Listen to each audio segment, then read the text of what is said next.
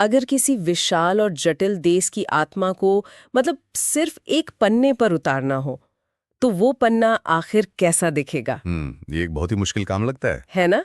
दुनिया का सबसे लंबा लिखित संविधान जिसमें 395 मूल अनुच्छेद है, हजारों पन्ने हैं, उसका पूरा दार्शनिक सार महज 73 शब्दों में कैसे समेटा जा सकता है? बिल्कुल, और यही तो इसकी खूबसूरती है। हाँ, तो आज की इस गहन चर्चा में यानी हमारे इस डीप डाइव में हम भारत के उसी ऐतिहासिक आइडेंटिटी कार्ड को डिकोड कर रहे हैं, संविधान की प्रस्तावना या प्रियम्बल।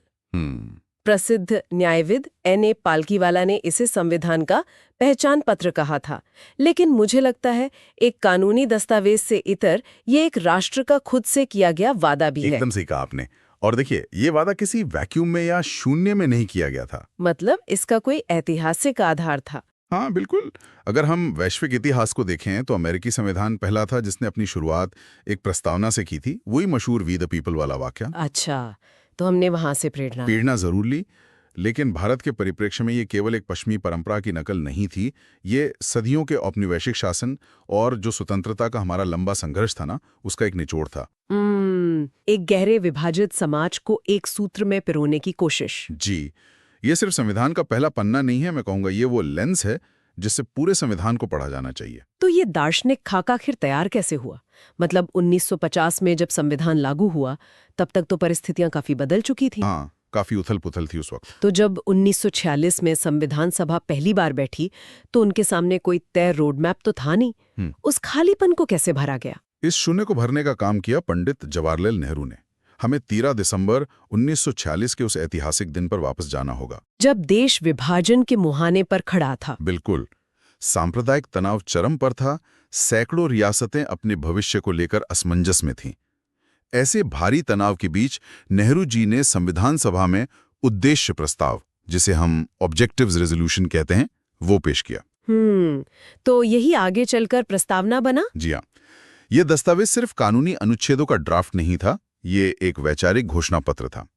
लंबी बहसों के बाद 22 जनवरी 1947 को इस प्रस्ताव को अपनाया गया और यही कुछ परिवर्तनों के साथ हमारी प्रस्तावना बन गया। यहाँ ना मुझे एक अजीब सा ऐतिहासिक विरोधाभास नजर आता है। कैसा विरोधाभास? देखिए, अगर प्रस्तावना किसी किताब की भूमिका या प्रीफेस जैसी है जो ये बताती है कि आगे क्या आने वाला है, तो ऐतिहासिक तथ्य ये है कि संविधान सभा ने इसे सबसे अंत में अपनाया था। ये एक बहुत ही दिलचस्प पॉइंट है ना? अगर ये पूरे संविधान की नींव थी तो इसे आखिर में क्यों पास किया गया? ये विरोधाभास दरअसल एक बहुत ही सोची समझी वैधानिक रणनीति का हिस्सा था। अच्छा, वो कैसे? देखिए, संविधान निर्माताओं को ये सुनिश्चित करना था कि प्रस्तावना में जो दर्शन और वादे गढ़े जा रहे हैं वे संविधान के बाकी हिस्सों के साथ पूरी तरह अलाइन हो, मतलब मेल खाएं। ओह, समझ गई। अगर प्रस्तावना पहले पास हो जाती और बाद में अनुच्छेदों पर बहस के दौरान कुछ नए प्रावधान जुड़ जाते तो टकराव हो सकता था। बिल्कुल सही, एक कानूनी टकराव पैदा हो जाता। इसलिए पूरे 395 अनुच्छेदों को अंतिम रूप देने के बाद संविधान सभा ने सुनिश्चित किया कि प्रस्तावना पूरे दस्तावेज का एक निर्विवाद प्रतिबिंब बने।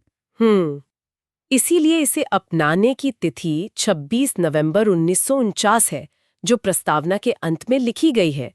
प्रीलिम्स के नजरिए से ये एक बहुत जरूरी फैक्ट है। जी बिल्कुल। इसका अर्थ ये हुआ कि प्रस्तावना में मौजूद हर एक शब्द को बहुत ही नाप तौल कर रखा गया है। एक एक शब्द का अपना भारी वजन है। तो चलिए इसके ढांचे का विश्लेषण करते हैं। ये मुख्य रूप से भारतीय राज्य की प्रकृति को स्पष्ट करती है। इसमें 5 भारी भरकम शब्द आते हैं: संप्रभु, समाजवादी, पंथनिरपेक्ष, लोकतांत्रिक और गणराज्य, जिसे अक्सर तैयारी करने वाले SSSDR फॉर्मूले के रूप में याद रखते हैं। हाँ, ये मेमोरी ट्रिक बहुत काम आती है। लेकिन इसमें जो सबसे पहला शब्द है ना, संप्रभु या सॉवरेन, उस पर मेरा एक क्रॉस प्रश्न है। पूछिए। 1949 में भारत ने राष्ट्रमंडल यानी कॉमनवेल्थ की सदस्यता स्वीकार की थी और भारत संयुक्त राष्ट्र का संस्थापक सदस्य भी है।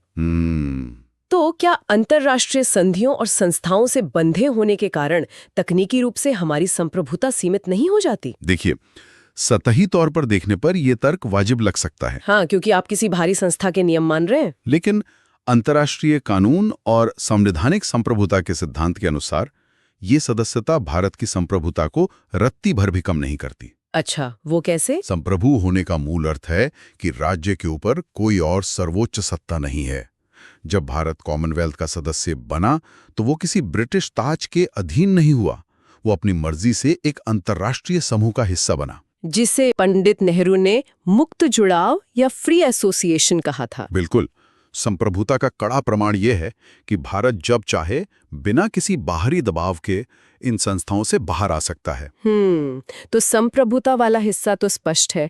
अब उन दो शब्दों पर आते हैं जिन पर आज भी सबसे अधिक राजनीतिक बहस होती है, समाजवादी यानी सोशलिस्ट और पंथनिरपेक्ष यानी सेक्युलर। हाँ, ये एक बहुत ही प्रासंगिक मुद्दा है।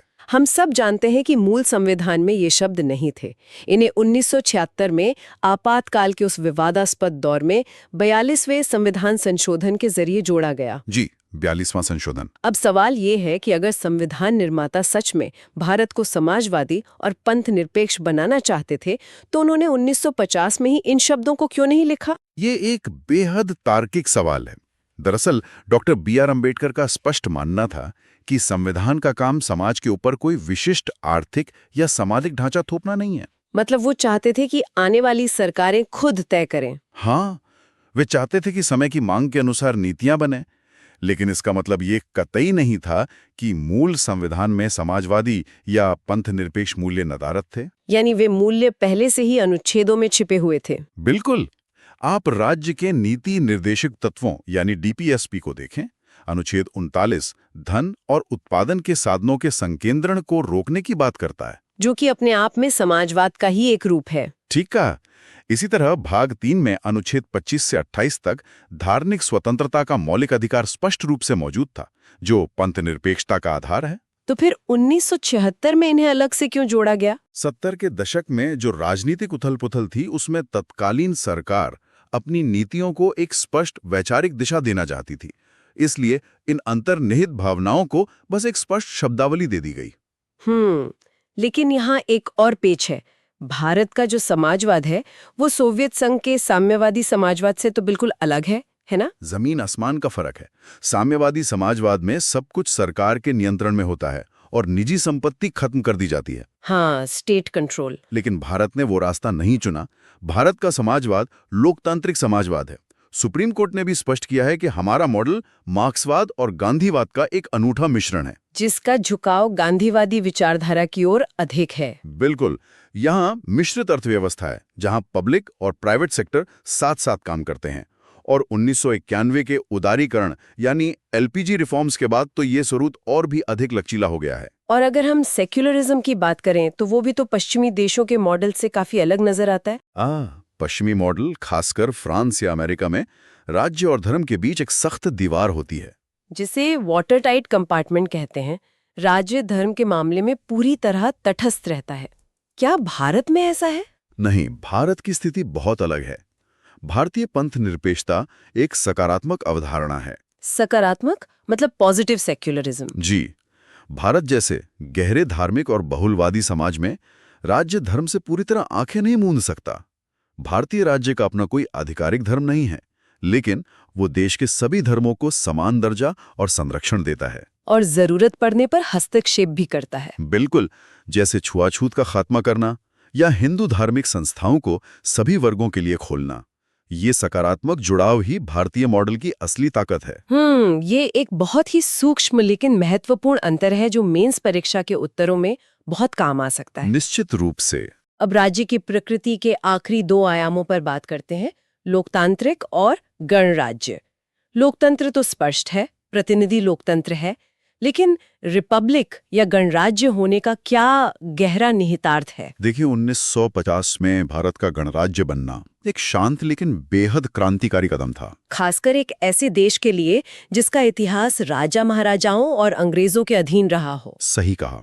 गणराज्य का सीधा सा अर्थ है कि राज्य का प्रमुख, हमारे मामले में राष्ट्रपति, एक निश्चित कार्यकाल के लिए चुना जाएगा। वो किसी वंशानुगत परंपरा या शाही परिवार से नहीं आएगा, जैसे ब्रिटेन में होता है। एकदम सही।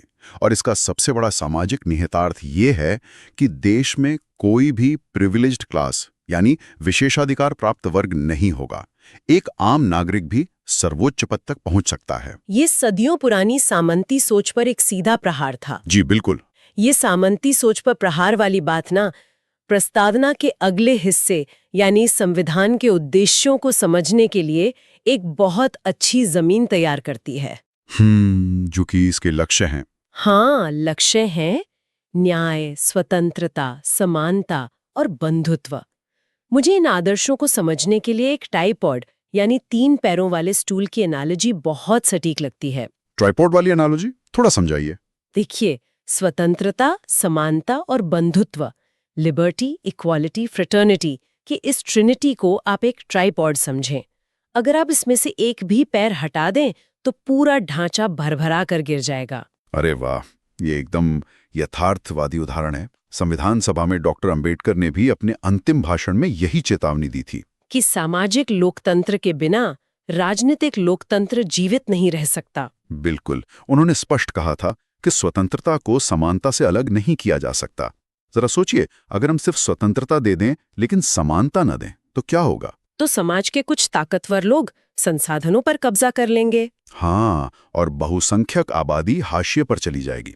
और अगर हम सिर्फ समानता थोप दें और स्वतंत्रता छीन लें तो व्यक्तिगत रचनात्मकता ही खत्म हो जाएगी। और इन दोनों के बीच जो तनाव है उसे संतुलित करने का काम बंधुत्व करता है। एकदम सटीक विश्लेषण। अच्छा, और न्याय के बारे में क्या? प्रस्तावना में सामाजिक, आर्थिक और राजनीतिक न्याय की बात की गई है।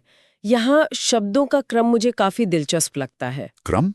आपके संदर्भ में कह रही हैं? मतलब पहले सामाजिक न्याय है, फिर आर्थिक न्याय और सबसे अंत में राजनीतिक न्याय रखा गया है। ओह हाँ, ये क्रम कोई संयोग नहीं है, बल्कि एक गहरी सोच का परिणाम है। 1917 की रूसी क्रांति से प्रेरित होकर, है ना? जी, निर्माताओं ने ये महसूस किया कि जब तक समाज में जाति या धर्म के आधार पर भेदभाव खत्म नहीं होगा, जो कि सामाजिक न्याय है, और जब तक आय और संपत्ति की गहरी खाई नहीं भरेगी, जो आर्थिक न्याय है, तब तक एक व्यक्ति एक वोट वाले राजनीतिक न्याय का कोई वास्तविक अर्थ नहीं रह जाएगा। बिल्कुल, भूखे पेट व्यक्ति के लिए वोट के अधिकार का क्या ही मतलब है। सही कहा।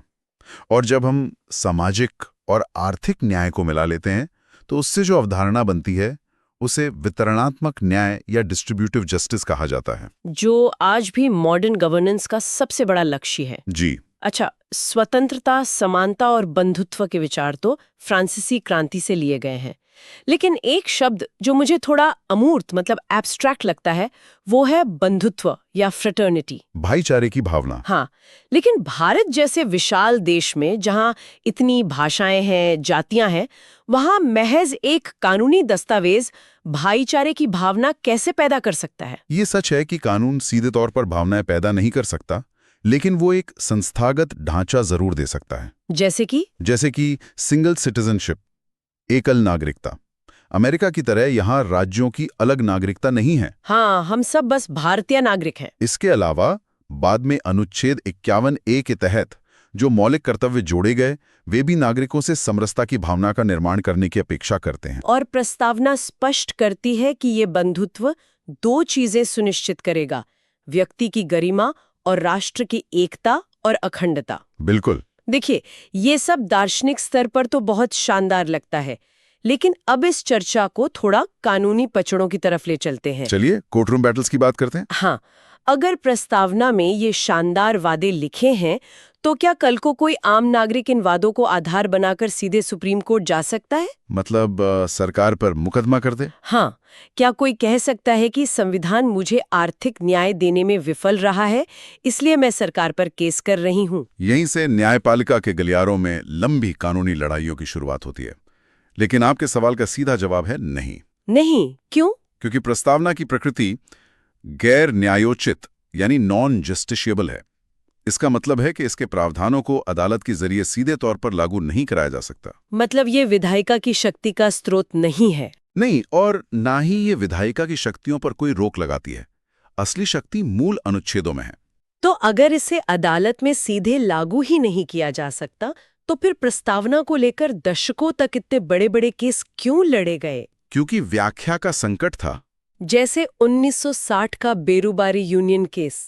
हाँ, उस केस में मुख्य विवाद इसी बात पर था कि क्या प्रस्तावना संविधान का हिस्सा है भी या नहीं। और अदालत ने क्या कहा था? बेरुबारी केस में सुप्रीम कोर्ट ने एक संकीर्ण दृष्टिकोण अपनाते हुए कह दिया कि प्रस्तावना संविधान का हिस्सा नहीं है। उन्होंने इसे हिस्सा मानने से ही इनकार कर दिया। जी, कोर्ट का तर्क था कि चूंकि ये शक्तियों का स्रोत नहीं है, इसलिए इसे अंग नहीं माना जा सकता। लेकिन जैसे जैसे समय बीता, फंडामेंटल राइट्स और राज्य की नीतियों के बीच टकराव बढ़ने लगा।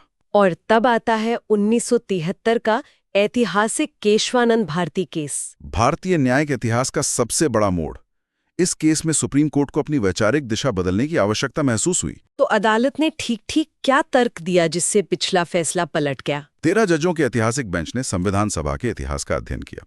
उन्होंने पाया कि प्रस्तावना को भी बिल्कुल उसी प्रक्रिया से पारित किया गया था जैसे बाकी अनुच्छेदों को। अच्छा, तो उस आधार पे उन्होंने अपनी पुरानी राय बदल दी। बिल्कुल। उन्होंने घोषणा की कि प्रस्तावना वास्तव में संविधान का एक अभिन्न अंग है और यहीं से मूल संरचना यानी बेसिक स्ट्रक्चर का वो अभूतपूर्व सिद्धांत निकल कर आया। मतलब संसद अनुच्छेद 368 के तहत संशोधन तो कर सकती है, लेकिन संविधान की मूल आत्मा को नहीं बदल सकती। एकदम सही। वे प्रस्तावना में निहित मूल विशेषताओं जैसे लोकतंत्र, पंथ निरपेक्षता को नष्ट नहीं कर सकते। और बाद में 1995 के LIC ऑफ इंडिया केस में भी कोर्ट ने इसे दोहराया कि ये एक अभिन्न हिस्सा है। जी। तो अगर इस पूरी न्यायिक यात्रा का निचोड़ निकाला जाए तो न्यायपालिका ने ये मान लिया कि भले ही प्रस्तावना एक स्वतंत्र हथियार ना हो, लेकिन जब भी कोई अनुच्छेद अस्पष्ट हो तो प्रस्तावना एक गाइडिंग लाइट की तरह काम करेगी। बिल्कुल, ये संविधान निर्माताओं के दिमाग को पढ़ने की मास्टर कुंजी है। एकदम सटीक। ये न्यायपालिका के लिए एक दार्शनिक टॉर्च लाइट है जो कानूनी अंधेरे में रास्ता दिखाती है। इस गहन विश्लेषण से ये स्पष्ट हो जाता है कि संविधान सभा ने इसे इतने ऊंचे दर्जे पर क्यों रखा था। KM मुंशी जी ने इसे हमारे संप्रभु लोकतांत्रिक गणराज्य की जन्म कुंडली कहा था। पंडित ठाकुरदास भार्गव ने इसे संविधान की आत्मा करार दिया। और पूर्व मुख्य न्यायाधीश M हिदायतुल्लाह का वो कथन भी याद रखने लायक है। हाँ, उन्होंने इसकी तुलना अमेरिका के स्वतंत्रता घोषणा पत्र से की थी। जी, ये कहते हुए कि ये एक घोषणा से बढ़कर है, ये हमारे राजनीतिक समाज का पूरा पैटर्न तय करता है। ये सभी टिप्पणियां इस बात की पुष्टि करती हैं कि प्रस्तावना सिर्फ बीते हुए कल का कोई डेड डॉक्यूमेंट नहीं है, ये एक जीवंत शक्ति है। बिल्कुल। और आज के आधुनिक शासन के संदर्भ में तो इसकी प्रासंगिकता और भी अधिक बढ़ जाती है। खतरों से जूझ रही है। और सामाजिक आर्थिक असमानता भी लगातार बढ़ रही है। बिल्कुल। ऐसे में प्रस्तावना में निहित व्यक्ति की गरिमा और संवैधानिक नैतिकता जैसे मूल्य समाज के लिए सबसे बड़े सुरक्षा कवच बन जाते हैं। ये एक बेहद विचारणीय बिंदु है। प्रशासनिक और नीति निर्माण के क्षेत्र में कदम रखने वालों के लिए ये समझना अनिवार्य है कि नीतियां सिर्फ डेटा या बजट से नहीं बनती, उन्हें एक दार्शनिक कसौटी पर खरा उतरना होता है। और वो कसौटी हमारी प्रस्तावना है। जब भी कोई नया कानून या तकनीक आए तो ये देखना जरूरी है कि क्या वो वितरणात्मक न्याय को बढ़ा रही है या कमजोर कर रही है। जी, भविष्य के प्रशासकों के लिए ये सिर्फ रटने का विषय नहीं है, बल्कि रोजमर्रा के शासन में जीने का एक तरीका है। बहुत ही शानदार विचार। इसी विचार के साथ हम आज के इस डीप डाइव को यहीं विराम देते हैं। व्यवस्था की गहराइयों को समझते